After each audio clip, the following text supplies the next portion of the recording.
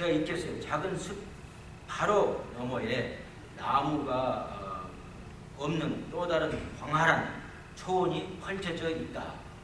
거기에는 아주 많은 꽃들이 너무나 아름답고 찬란하게 피어 있어서 말을 세우고 그 광경을 바라보며 이렇게 외쳤다. 오 하나님, 인간을 위해 이렇게도 아름다운 세상을 만드셨다니요.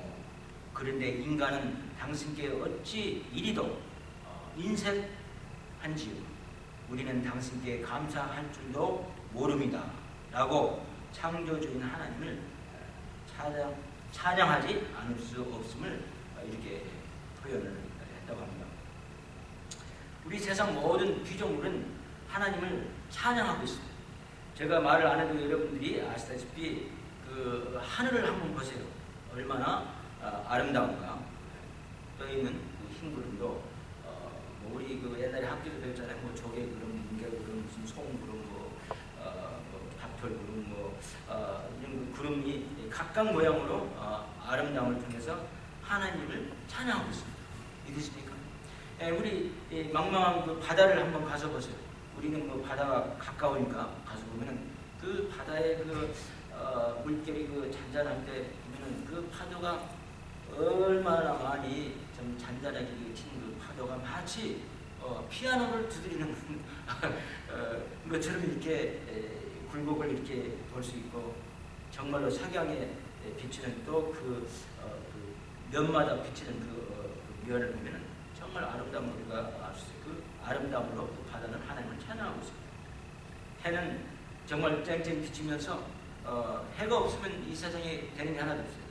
근데 해의 힘으로 전부 다 살고 있어요. 사람도 해의 힘이 필요합니다. 해는 해대로 그 힘을 자랑하며 하나님께 영광을 돌리고 또 하나님을 찬양하고 있습니다. 달 보셨어요?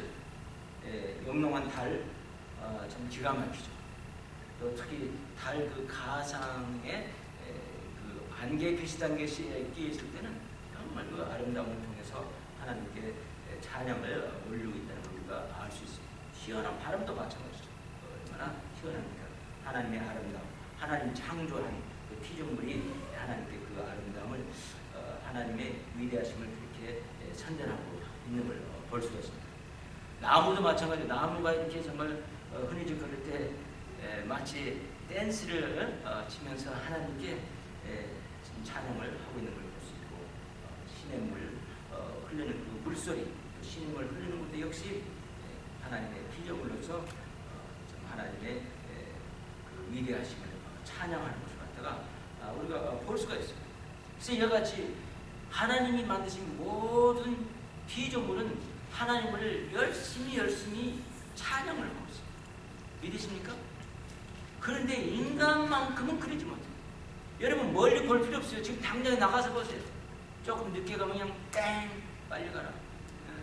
서로 걸뜯고 서로 시기하고 질투하고 미워하고 이런 걸 우리가 볼 수 있습니다.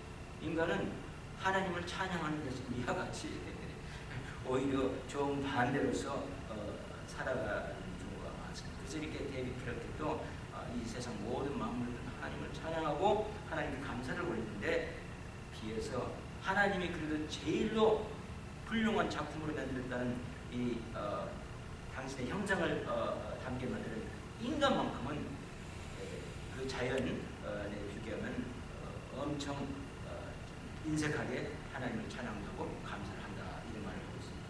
C.S. 루이스라는 그분은 이런 말을 했습니다. 이 우주 속에는 하나님을 향한 찬양이 가득 차 있다. 봄, 우리가 아까 그 계절의 말을 안 하죠. 봄입니다. 여름, 가을, 겨울로 바뀌는 계절의 변화가 다 하나님을 찬양하고 있습니다. 모든 자연이 하나님을 찬양합니다. 피어난 꽃들이 하나님을 찬양하고 탐스럽게 아름답게 맺혀져가는 열매들이 하나님을 찬양합니다. 우리의 마음을 스쳐가는 가을바람에 주님을 찬양하고 있습니다. 온 우주 만물이 주를 찬양하고 있는데 하나님을 찬양하는 것을 배우기에 가장 더딘 존재가 인간입니다. 임을 어찌하리. 우리는 이와 같이 하나님을 찬양할 때 모든 자연 만물이 다 찬양하고 있는데 우리는 너무나 더디고 인색하게 하나님을 찬양할 뿐 아니라 하나님을 감사하고 있다는 것을 말해줍니다. 그런 의미에서 본다면 우리는 하나님을 찬양하는 것을 좀 배워야 되겠어요. 우리가 알아야 면장한다는 말 들었죠. 그래서 찬양하는 법을 배우고 그 다음에 그 찬양을 통해서 우리가 평생을 살아야 될 줄 믿습니다. 그것이 바로 하나님께서 우리를 지어주신 목적 중에 하나님을 찬양하게 되는 겁니다. 자, 그러면 어떻게 이 모세가 하나님을 찬양했는지 제가 소개를 해드렸죠. 백브라운을 모세가 이제 홍해를 건넜습니다. 기적적으로 하나님께서 그 이적을 행해서 바다를 갈라주시고 또 바람을 불게 해서 드라이 그라운드를 만들어서 건너주게 하시고 양쪽으로 막 물이 그 벽을 이루었죠. 우리 지난번에 같이 공부했죠. 그리고 그 다음에 또 뒤에 늦게 자기들을 또 잡아가겠다는 그 군대들이 쫓아오는 군대들 갖다 물로 덮어서 다 그들을 하나님께서 물리쳐줬던 거죠. 자, 그래서 이제 자기를 쫓은 적은 이제 하나님께서 물리쳐주시고 그 다음에 이제 자기들한테 약속한 하나님께서 그 주신 가나안 땅이 이제 눈앞에 보이는데 그렇게 아름다울 수가 없어요. 자, 그때 모세가 오늘 아까 읽은 것처럼 이와 같이 찬양을 했어요. 그러면 모세 찬양을 통해서 그러면 어떻게 우리가 하나님을 찬양할 것인가를 우리가 배워본다면, 첫째는 모세는 하나님의 무엇을 찬양을 하냐면 하나님의 능력을 찬양을 한 것을 우리가 볼 수 있습니다. 능력을 찬양합니다. 우리 성경 말씀을 한번 보도록 합시다. 자, 우리 11절에 그 마지막 부분에 보면은 찬송할 만한 위엄이 있으며 기이한 일을 행하는 자가 누구니까. 즉 하나님께서는 이와 같이 기이한 일을 통해서 자기들을 구원해 주심을 찬양하면서 하나님은 이와 같이 기이한 능력이 있다는 걸 말하고 있습니다. 하나님의 능력은 엄청 큽니다. 자, 어떤 기이한 능력을 말하고 있는지 우리 10절에 봅시다. 주께서 주의 바람을 일으키심에 바다가 그들을 덮으니 그들이 흉흉한 물에 납같이 잠겼나이다. 뒤에 따라오던 군대들이 어떻게 됐습니까? 하나님께서 바다를 갖다가 다시 일으키시고 바람을 불어서 그들 갖다가 마치 납덩이처럼 무겁게 가라앉게 그들을 만들었다. 그래서 더 이상 쫓아오지 못하도록 만든다. 하나님의 그 위대하신 그 능력을 지금 증거하고 있습니다. 우리 8절을 봅시다. 주의 홑김에 물이 쌓이되 파도가 언덕같이 일어서고 큰 물이 바다 가운데 엉기니이다. 여러분, 바람도 아니고 하나님 입으로 부는 바람도 아니고 그저 콧바람으로 이와 같이 그 적들을 부수고 물을 이렇게 일으키는 걸 갖다가 말하고 있습니다. 하나님의 능력을 말하고 있는 겁니다. 6절 보세요. 여호와여 주의 오른손이 권능으로 영광을 나타내시니이다. 여호와여 주의 오른손이 원수를 부수시니이다. 오른손으로 하나님께서 그 권능을 나타낸다. 그 오른손이라는 것은 무슨 말을 하냐면 주로 사람의 그 팔이 왼손보다는 왼손 달리한테는 좀 불공평한 말이 있지만 오른손이 더 강해요. 그래서 하나님의 그 강하신 능력을 상징할 때는 하나님의 오른손이라고 얘기해요.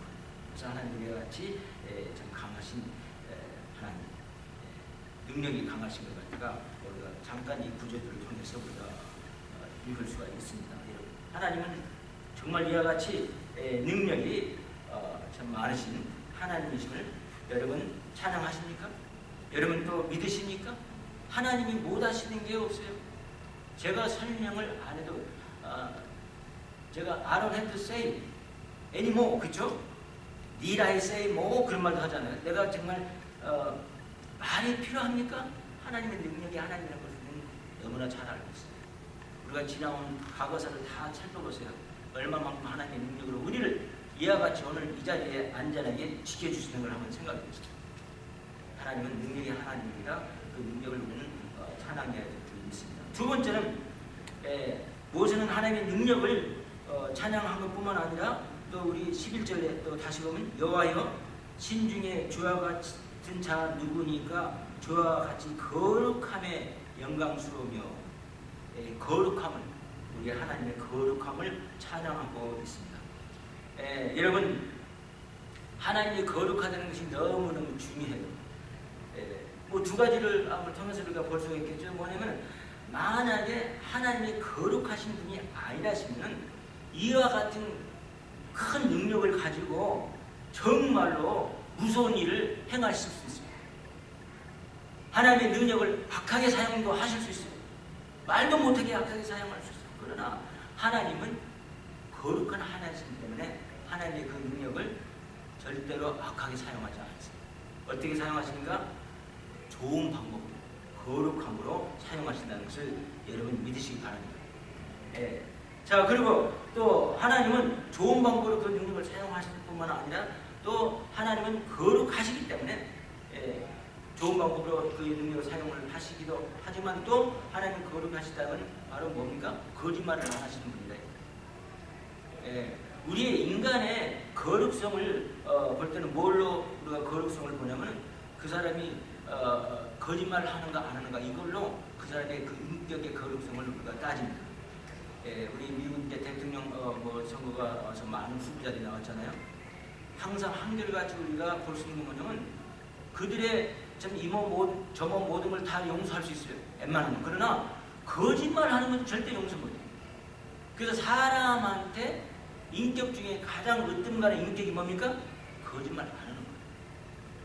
거룩한 하나님은 거짓말을 안 합니다. 거짓말을 안 해야만이 진짜 거룩한 겁니다. 그러므로 우리 하나님은 그의 약속을 지키십니다. 우리 성경에 보니까 많은 약속 우리한테 하셨잖아요. 우리가 하나님을 순종하면 이런 복을 받고 저런 복을 받겠다는 말을 하셨는데 하나님은 그 약속을 꼭 지키십니다. 그걸 우리가 아는 것이 굉장히 중요해요. 하나님의 거룩성이 뭐냐? 그는 거짓말을 안 하죠. 그러므로 약속을 지키죠. 그래서 내가 하나님을 신뢰할 수 있어요. 사람은 약속을 아무리 해도 정 지킬 수 없으면 못 지키는 경우는 우리가 얼마나 많이 봐요. 그 사람이 꼭 나빠서가 아니라 때로는 못 지킬 수가 없기 때문에 못 지킬 때는 못 지키는 거라는 거죠. 그럴 때 많은 사람한테 약속을 했던 사람한테 피해를 받고 그러나 하나님은 절대 그럴 리 없어요. 하나님의 약속은 100% 다 지키신다는 것을 믿으시기 바랍니다. 왜냐하면 그는 거룩하십니다.